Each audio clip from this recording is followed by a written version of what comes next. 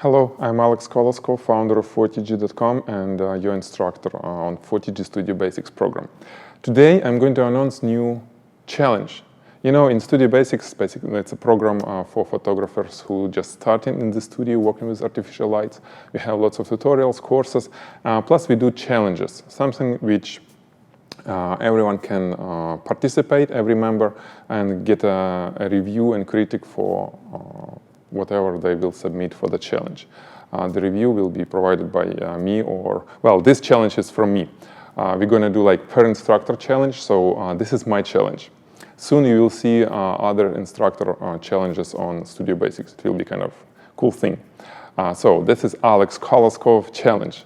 And it will be light painting, okay?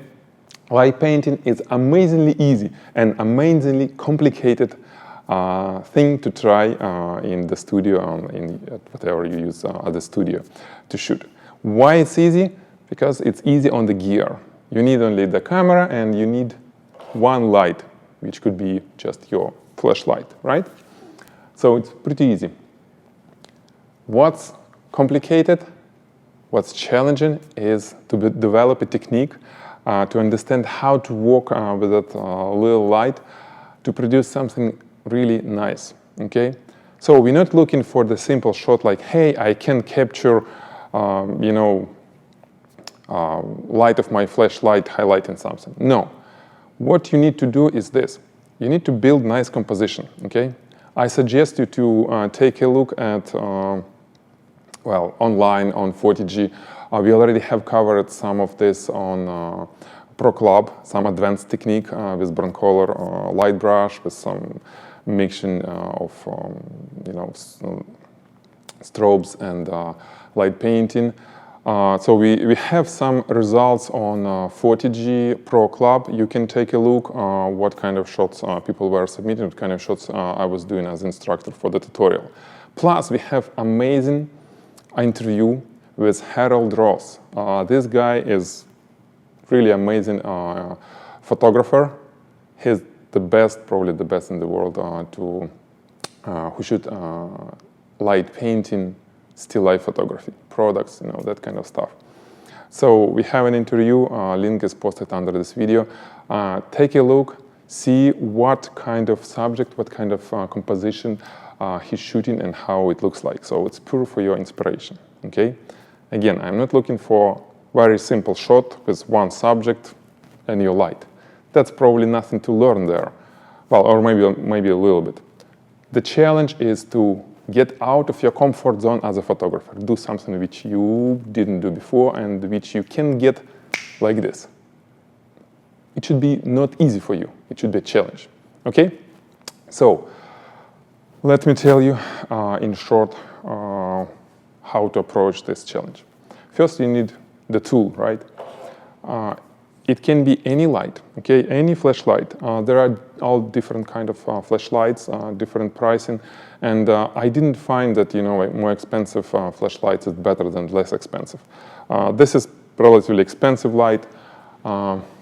This is $6 or maybe even $3 light from eBay, which is completely not expensive, and they still can do a really cool job on light painting. What you need to look at when you will be choosing your tool is a few things. Some flashlights, like for example this one, it has no lens, okay? The light with no lens, it's just a reflector with a glass. So the pattern, the light pattern which it creates is like this. You have spot behind it, but you also have, you don't see it, but let me show you. You will also have that big light around, right? Because it's not a lens and it will spread beside that spot, it will spread based on the reflector angle, it will spread a lots of light. So this is cool kind of fluid light, okay? It will create nice shadowless kind of large spots. However, if you need to take very little, to create little spots on your composition, this may not work well. For that, you need light with a lens, okay? It's a lens, it's a little lens. Let me see if it can catch it. after focus. Yeah, let's do like this. So this is lens. You see, I move it and it changed the focus. And there is no light escapes from such lens, okay? This is when you expand it. This is when you zoom it in, right? It creates very little spot on the subject. And this is really cool. Also, you can use some do-it-yourself type of lens. For example, this is from old times. I bought probably for $15 or so a little enlargement lens on eBay, mounted it on this tube, and what I can do, I can create the spot, very narrow little spot, even with aperture if needed. I'm not sure if I need aperture, but I can create a spot from the light without lens, so basically adding lens. Okay, you can do something like this. Also, there are lights like this, again from Amazon. It's Rgb Light. It has red, it has blue, it has green, and it has white. Okay, and you can kind of mix white with any of those RGB colors. Okay. Again, coloring your shot may be another thing what you can do. So this is about tools. Okay. You can also modify those tools if needed, but this is more advanced techniques. I just will suggest you, for the beginning, try to shoot something which is not glossy, okay? Because with glossy thing, it will get much harder, and I don't think that's what we're gonna cover in Studio Basics. It's possible with proper techniques to shoot glossy things like glass, like metal, nickel, and all kind of things with light painting. But I suggest you, if you feel that it's not probably your strongest part, try to put something which is not glossy. For example, like here I did, this is not for light painting. This is for the test that I run for Sony RX10 Mark II against few cameras. So I just was shooting some textured items. But this kind of thing can be good for light painting, props, artificial flowers, some clothes, well, you will see in a moment what it is, okay? So this is what you create, this is how you build your composition. Then, what else do I have here? In shooting techniques, in terms of shooting techniques, first, very important, don't forget about it. You need to get the white balance for your shot, okay? I'm using this color checker passport, gray card, and all kind of colors. And this is very important because most likely camera won't be able to get a nice auto white balance for you. Plus, every flashlight has slightly different color temperature, okay? And this is not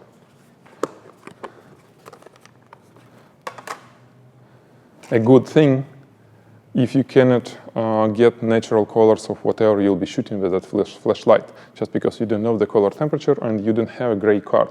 So one of the first shot of your composition you need to do with a gray card, okay? I'm going to show you in a moment how to do it. We'll do some sample shots. Then learn exposure. With flashlight, when you're using your flashlight, time is critical, right? Time is what creates the brightness or creates darkness. We set in camera at long exposure, let's say 30 seconds, 20 seconds, around 20, 30 seconds, so you have enough time to get around and use your flashlight to create something. Of course, you shoot in completely dark studio, okay? Dark studio, it's a must for this. Then you will quickly learn how much light you need to get exposure on particular part of your subject. Basically, the lighting technique, it looks like this. I'm turning the camera on, then I highlight it a little bit here, highlight it here, highlight it there, then I can highlight it from behind a little bit, some spots. The idea is to create spots, so you again look at what we have on Photigy, look at Harold Ross' portfolio. You will see that it's not evenly lit type of images. It's dramatic images with highlights and shadows, deep shadows in some areas. So meaning that you need to use your light pointing at particular areas, not highlighting the whole thing. It's not gonna look nice. Then make sure that you not turn your light toward the camera, because especially being inside the frame, because it will create some light trails, which is cool for fun, but it's not going to work for still life shot. We're not going to create nice backgrounds with your light, when you attach something to the, let's say, something like this, okay? Some diffuser, then you can move your light like that and create some nice background on the air. You can do it if you want, it's okay. It's kind of another creative tool. There is nothing wrong with it. But you learn how much light you need to hold on specific place. Because if you're going to, let's say, I usually count when I shoot. Let's say I point this, 1, 2, 3. I point here, 1, 2, 3. I point here, 1, 2, 3. Here, 1, 2, 3, 4. And then when shot is done, I'm looking and, this is overexposed. This white thing is too much light. It gets overexposed. With, let's say, f12, 20-second exposure, I saw 50 for Hasselblad, 100 for you DSLR, for example. Okay, so I know next time, next frame, I'm going to use not 1, 2, 3, but I need to use 1 or 1, 2. Less time to be exposed. Or you can adjust the brightness of your light, okay, if it's possible. For example, this light, this is night core light. I can adjust the brightness very easily. It's kind of another thing.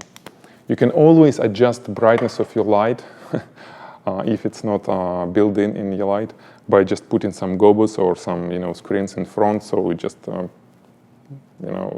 shoot less light from it. Okay. So learn exposure. Another thing, Photoshop is okay.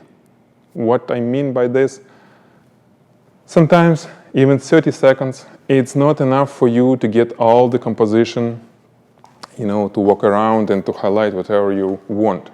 So it's completely okay to do several exposures without touching, of course, anything. Camera is on a tripod, remote shutter release. You don't touch anything. You can, let's say, 30 seconds you work on this side, then another shot, 30 seconds you work on this side, and then one more to get some highlights from behind. And then you do it in Photoshop, you just put all 3 layers, 3 images into the layers together. You black mask 2 images, let's say one will be some kind of base image, probably the most brightest one, and then you will use your brush to get other area of images from those layers from different exposures that you got. Again, if need, we can cover this, but we have this already on Studio Basics. Ilya Plotnikov did, Timothy Cole. We have tutorials of how to combine several images to do a composite shot. So check it out, okay? It will give you exactly the idea of how you can proceed with multiple exposures on light painting. Okay. This is it. White balancing covered. Photoshop is okay. Exposure, and yeah, this is it. So let's try. I'm going to turn off all the light in the studio. I just will show you a little bit of what is going on. Okay. Already, before we start, let me show you a few things here. So this is how this composition looks with strobe lighting. Okay. This is, again, test shot. Nothing fancy. It's just some textured subject that I wanted to show how, you know, Hasselblad is different from Sony A7 II and from RX. Anyway, then I closed all the windows, and start shooting. This is actually was with some window open without any other light, so I close the window. This is when I shoot just on auto balance, auto white balance. You see how bad it is, right? It's green and it's not good. Then I put my color checker passport to get right white balance. So boom, it's immediately nice. And then a few shots here and there. Let's start shooting. Alrighty, so I'm going to pick up this light, set it to medium brightness, okay, this night core. I'm turning off all the lights, you probably won't see me. And this time I'm gonna skip a little bit off remote shutter release, but it still will work. So about 20 seconds. 1, 2, 3, 4. We got our light exposed. Let's have it here. Then I can run on this side and add some lights here, maybe here. Again, this is just an example of the technique, okay? This is just an example of the technique. Okay, so this is what I got here. Okay, this is the final result. Let's see. Boom, a little bit too much. We have overexposed our flowers because it was white and I put a little bit too much. This is gray card, probably was overexposed as well. So yes, you see this is overexposed. Exposure warning. This is not, so I even can set white balance using gray card. Awesome. Let's turn off highlight warning. So this is nice. You see lots of texture because I used sharp light. And here it's kind of cool. A little bit spills on the background, which is completely fine. So you've seen how I did it, right? Next run will be to make, let's say, less bright our flowers. Let's try. And I also want to try a little bit different technique in terms of highlighting a little bit from behind, a little bit more from behind, just to see how it will look like. You know, if we get a little bit more from behind, a little bit from this side, but not much, but mostly behind. Let's have rim light. You see how I move my light, right? You've seen how I move my light, and I always using this kind of movements. So it's not like hard spots, especially if you're going to use light with a lens, with a spot which is really sharp. Always move like this. Have a shaky hand. Okay, so this is our image. I think it's okay. It's bright. It's close to being overexposed, but again, it can be a really cool thing to have. Okay. So you got it. Simple technique, but lots of room for improvement, to try different things. You can do colored light, you can do, well, whatever you want. Okay, in 2 weeks, I'll be happy to review your submissions, to show you maybe how to do things better.